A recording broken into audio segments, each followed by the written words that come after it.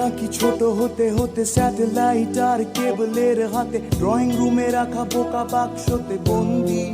আহা হা হা, আহা আহা আহা আহা।